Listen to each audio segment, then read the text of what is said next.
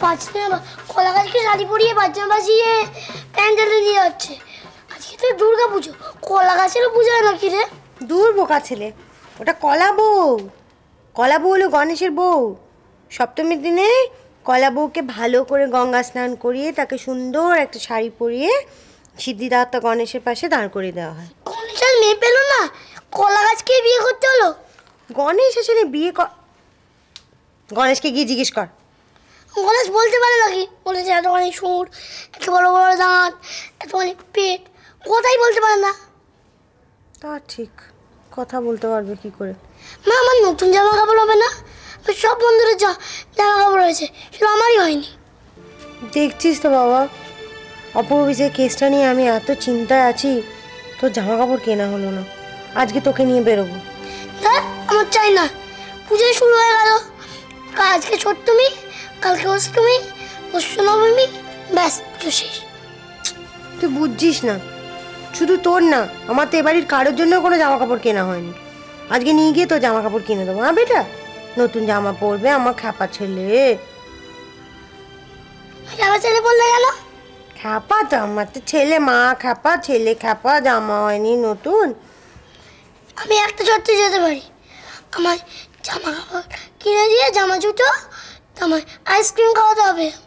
ওরে ছেলে, বহুত চেয়ারা মাল তুই। হ্যাঁ, তোমাকে গিয়ে নতুন জামা কাপড়ও কিনে দেবো, আবার আইসক্রিমও কিনে দেবো, সব চাই তোমার। পুজো শুরু হয়ে গেল, তাহলে তাহলে মজা করবো না? পুজোয় কি করবে? ফুচকা খাবো, নাগরদোলা চড়বো। ওরে বাবা, তুই একদিনে আইসক্রিম খাবি, একদিনে জামা কাপড় কিনবি, একদিনেই তুই ফুচকা খাবি, একদিনেই তুই কি নাগরদোল্লা চড়বি, সবই একদিনে করবি? তাহলে আরো 3 দিন ধরে কি করবি? আর 3 দিন, তারপর পুজোয় বসবো, ফাংশন দেখবো। ওরে বাবা, তারপর চাউমিন খাবো, চিলি চিকেন খাবো, বিরিয়ানি খাবো। খাস বাবা, খাস, সব খাস, তোকে কিনে দেবো। এখন যাও, লক্ষ্মী ছেলের মতন গিয়ে ভালো করে রেডি হয়ে নাও, মা আর ছেলে বেড়াতে যাবে। হ্যাঁ বান্টি, কোথায় যাওয়া হচ্ছে? আমি নতুন জামা কাপড় কিনতে। বাহ, দারুণ ব্যাপার। এখন আমার সঙ্গে চলো তো। ও মা, ও কোথায় যাবে? ওকে নিয়ে তুমি জামা কাপড় কিনতে যাবো? শতরূপা দিদিমণি ওকে একটু ডাকছে, চলো। যাবো মা। ও কেন ডাকছে? তা তো ঠিক বলতে পারবো না। যাবো মা।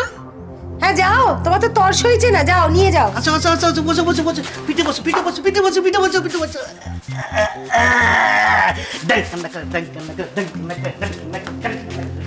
সালা লাইফে শান্তি নেই মায়ের।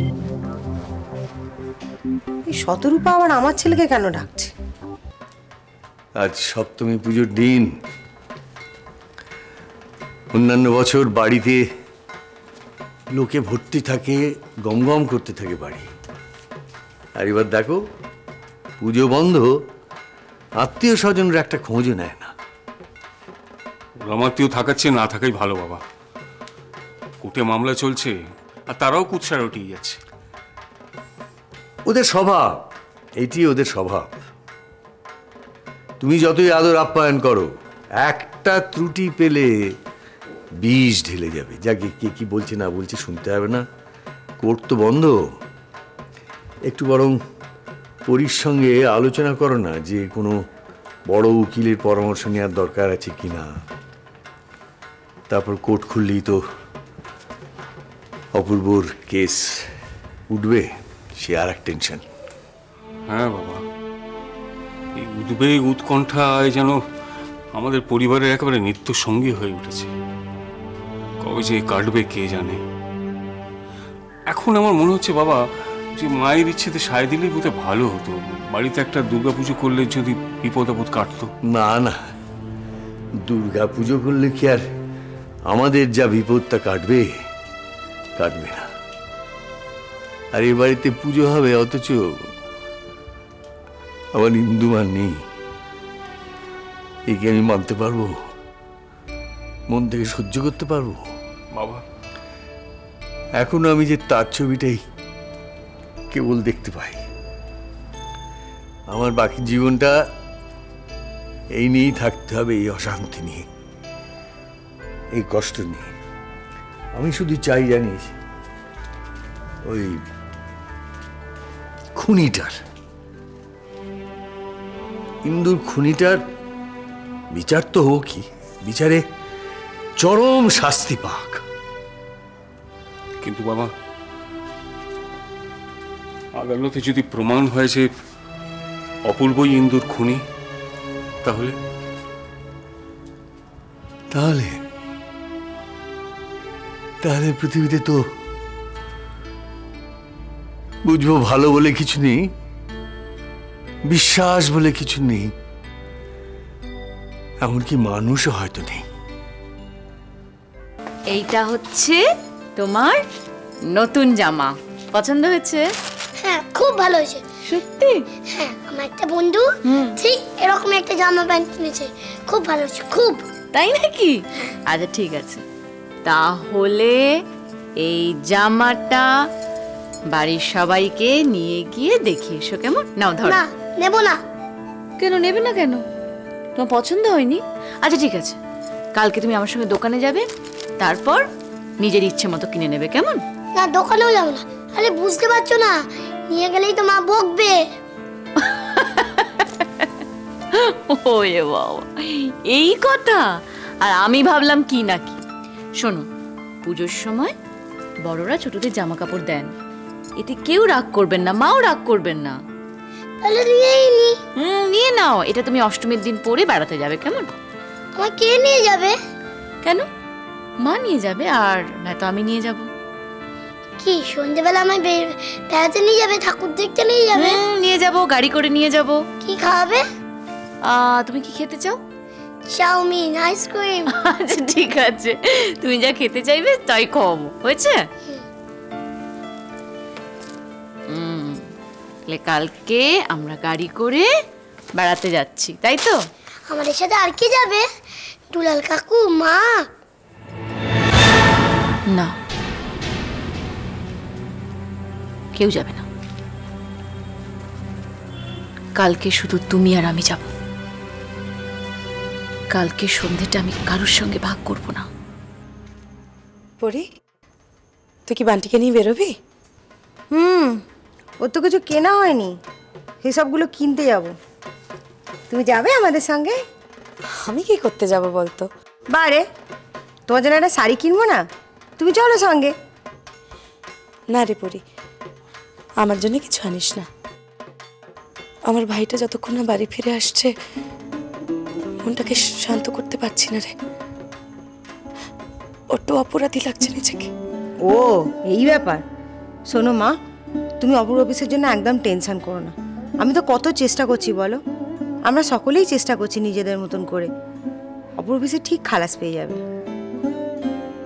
তোর কথাই যেন সত্যি হয় পরি। দেখো মা, আমি তোমায় প্রথমবার শাড়ি কিনে দেবো, আর তুমি পরবে না। তুই আমার জন্য শাড়ি কিনে আনবি আর আমি সেটা পরবো না, কখনো হয়? শুধু অপূর্বর জন্য মনটা বড্ড খারাপ আছে রে।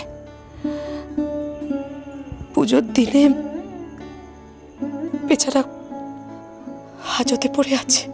আমি তোমাকে কথা দিচ্ছি, পিসেকে আমি ঠিক জেলের বাইরে বার করে নিয়ে আসবো। পিসে আবার আমাদের সঙ্গে থাকবে। যাকে থাকে সব কথা। নিজের পরিচয় ফেরত পেয়ে আমি সত্যি আজকে যে কতটা খুশি না, আমি বোঝাতে পারবো না।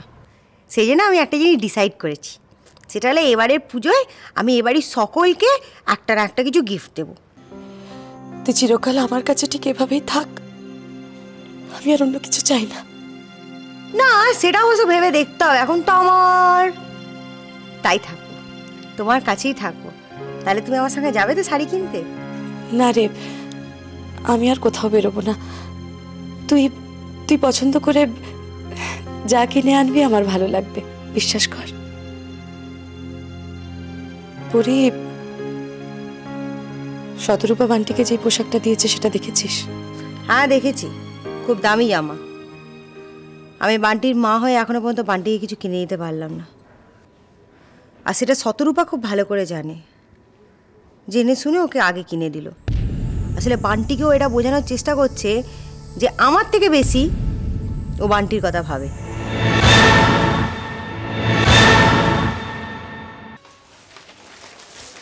মা, আপনার ঘরে গিয়ে আপনাকে দেখতে পেলাম না, তাই এখানে এসেছি। দেখুন তো মা, এই শাড়িটা পছন্দ হয় কিনা। তুমি আবার এসব কিনতে গেলে কেন গো? তাতে কি হয়েছে? পছন্দ হয়েছে কিনা বলুন না। বাবা, খুব সুন্দর শাড়ি, আমার খুব পছন্দ হয়েছে। হ্যাঁ, এটা তো দামি শাড়ি। এত দামি শাড়ি আনতে গেলে কেন? মা, দামের কথা বাদ দিন না, বছরকার দিন কিনে আনলাম, আপনার পছন্দ হয়েছে এই যথেষ্ট। আর এটা মিস্টার চৌধুরীর। তুমি যে বুড়ো বুড়ির কথা মনে রেখে এইসব কিনে এনেছো, এটাই তো যথেষ্ট। আজকাল বুড়ো বুড়ির কথা তো কেউ মনেই রাখে না। তোমাকে দেখলেই না আমার ইন্দুর কথা মনে পড়ে। সেই মুখ, সেই কর্তব্যবোধ। আজ ইন্দিরার কথা বোধহয় একটু বেশি মনে পড়ছে, তাই না মা? হ্যাঁ, ইন্দু পুজোর সময় অনেক জিনিস কিনে আনতো। বলতে পাঠালে ইন্দুর মতো মেয়ে হাজার একটাও মেলে না, একটাও মেলে। আপনি শান্ত হন মা। কি হলো, পুজোর দিনে এসব কান্নাকাটি করছো কেন? আরে দেখো, শতরূপা আমাদের জন্য পুজোতে অনেক কিছু কিনে এনেছে। না না, পয়সা নষ্ট করে এসব আবার কিনে আনতে গেলে কেন? পুজোর দিনে গুরুজনদের জন্য কিছু নিয়ে আসা মানে কি আর পয়সা নষ্ট করা? এ তো অন্তরে শ্রদ্ধা জানানো। না, এসব নেওয়া আমার পক্ষে সম্ভব নয়, তুমি নিয়ে যাও। কেন? বছরকার দিনে আনন্দ করে একটা জিনিস কিনে আনলাম, সে উপহারটা কেন নেওয়া যাবে না একটু জানতে পারি কি? কেন পুজোর দিনে এসব কথা তুলছেন আমি বুঝতে পারছি না। তুলছি কি আর সাধে? তুমি হলে ওর আসল মা। কোথায় তোমার জন্য একটা দামি শাড়ি কিনবে, তা নয় শাড়ি কিনেছে ওই শোভনার জন্য। যদি তোমার আমার কথা বিশ্বাস না হয়, ডাকো পরীকে ডেকে জিজ্ঞেস করে শাড়িটা দেখাতে বলো, তাহলেই বুঝবে আমি সত্যি কথা বলছি। এত সত্যি কথা বলার দায় তোমায় কে নিতে বলেছে? এই পুজোর দিনে একটা অশান্তি না বাঁধালে তোমার ঠিক শান্তি হচ্ছে না, তাই না? আমার কথায় যদি বাড়িতে অশান্তি হয় দেবা, তাহলে হোক। কি? দেখ দেবা, বিশেষ বিশেষ দিনে মানুষকে কিন্তু সবচেয়ে বেশি চেনা যায়। আচ্ছা আমাকে একটা কথা বলতো, ও কেন শোভনার জন্য দামি শাড়ি কিনবে? এটাকে নিরুকে চোখে আঙুল দিয়ে দেখিয়ে দেওয়া নয় যে ও শোভনাকে অনেক বেশি ভালোবাসে, শোভনা ওর কাছে অনেক বেশি প্রিয়? আপনি দয়া করে চুপ করুন। আমি চুপ করে থাকলে যদি সমস্যার সমাধান মিটে যেত তাহলে খুব ভালো হতো। আচ্ছা আমাকে একটা কথা বলো তো, তুমি কেন ওকে টেনে ধরছো না? হ্যাঁ, তুমি যদি এরকম করতে থাকো না, তাহলে তোমার হাত ফসকে ও কিন্তু চলে যাবে শোভনার কাছে, বলে দিলাম। তখন আফসোস করতে হবে তোমাকে। প্লিজ প্লিজ পিসি, দয়া করে পরীর বিরুদ্ধে নিরুর কান আর ভাঙিও না। পরী নিরুকে যথেষ্ট ভালোবাসে। ওই শোভনা দেবী শাড়ির দাম বেশি বলে পরী নিরুকে কিছু কম ভালোবাসে না। দেবা, এইসব কথা তোরা নিজেদের মনকে বল, বলে নিজেদেরকে সান্ত্বনা দে। তবে একটা দিন কিন্তু আসবে যেদিন তোরা বলবি যে পিসি তুমি ঠিক কথাই বলেছিলে, পরী আমাদের হাতছাড়া হয়ে গেল। আমার কথাগুলো মিলিয়ে নিও নিরু।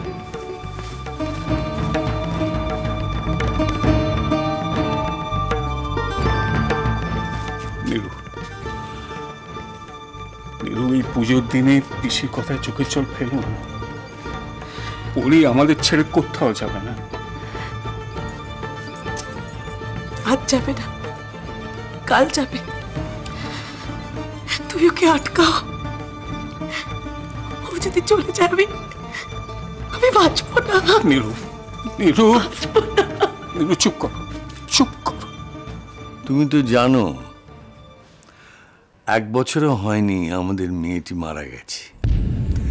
কিন্তু আমাদের বড় আদরের মেয়ে ছিল। এখন এই 1 বছর যেতে না যেতে পুজোর দিনে নতুন জামা কাপড় পরে ঘুরলে না, সে আমি পারবো না। আমি কিন্তু অত কিছু ভেবে এসব কিনে আনিনি। পুজোর সময় সবাইকে কিছু না কিছু দিতে ইচ্ছে হয়েছিল, তাই। বেশ, তোমার যাকে যা দেওয়ার ইচ্ছে হয়েছে দাও, সকলকেই দিতে পারো। খালি আমারটা নিয়ে যাও। আমি ও কাপড় পরতে পারবো না, এই কাপড় পরে আমি লোক হাসাতে পারবো না।